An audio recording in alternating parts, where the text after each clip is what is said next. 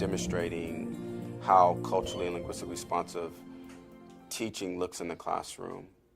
And what that is the validation and affirmation of home language and home cultural behaviors through instructional activities for the purposes of building and bridging the students to success in academia and mainstream culture. Our teachers are trained in a process for how to validate and affirm, build, and bridge.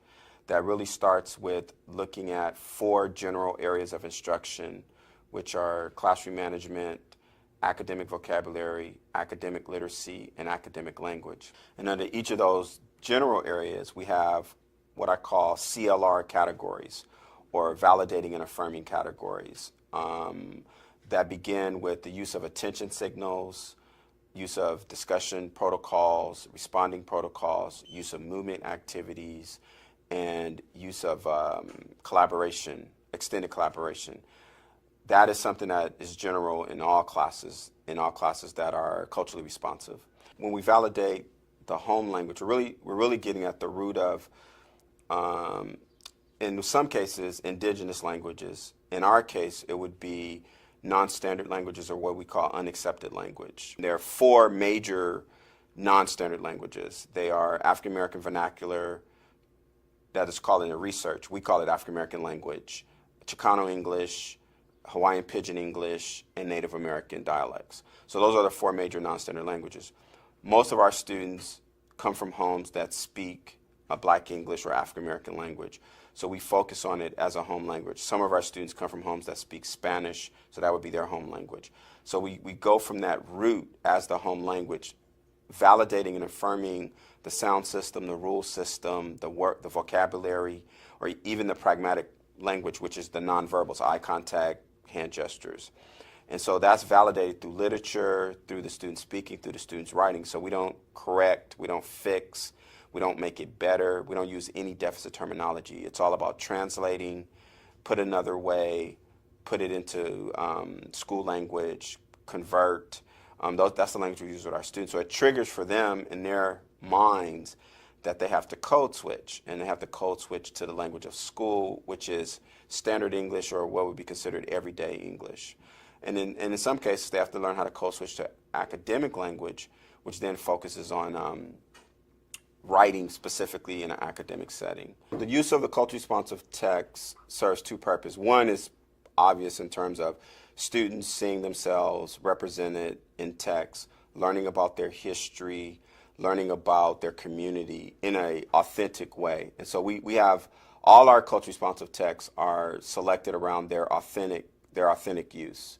A less obvious one, I think, is that we're still able to teach the standards, even at a level above grade, at above grade level, around certain concepts as comprehension or fluency, the things that you would see in a traditional literature program. And also, if the text contain home language, then it allows us to do both, to focus on culture and language.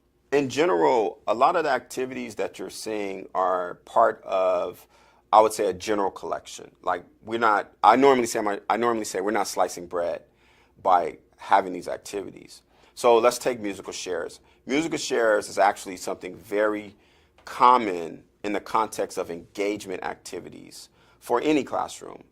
What we're doing is we're trying to use these common activities in a responsive way to a population that normally would not have exposure to that type of activity. We're trying to demonstrate that you can do a musical shares with students of color, and they won't get out of control, they won't go berserk, you won't have fighting in the room, you won't have chaos in the room.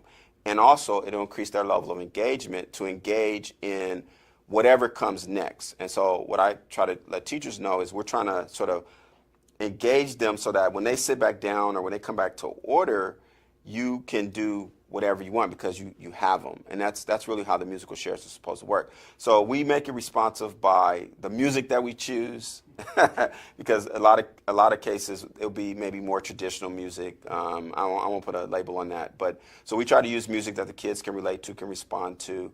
Also, movement is important in culture because of the kinesthetic aspect to it. the sociocentric or socializing aspect to it.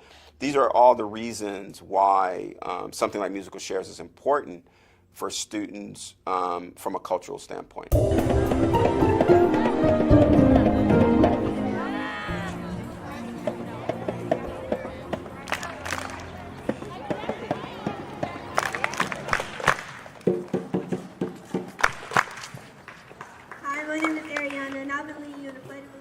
Put your right hand over your heart.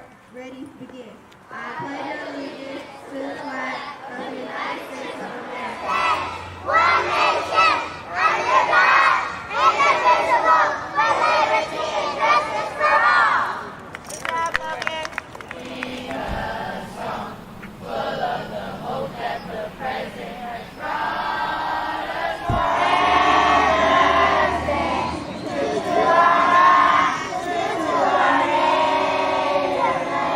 Firm. I can.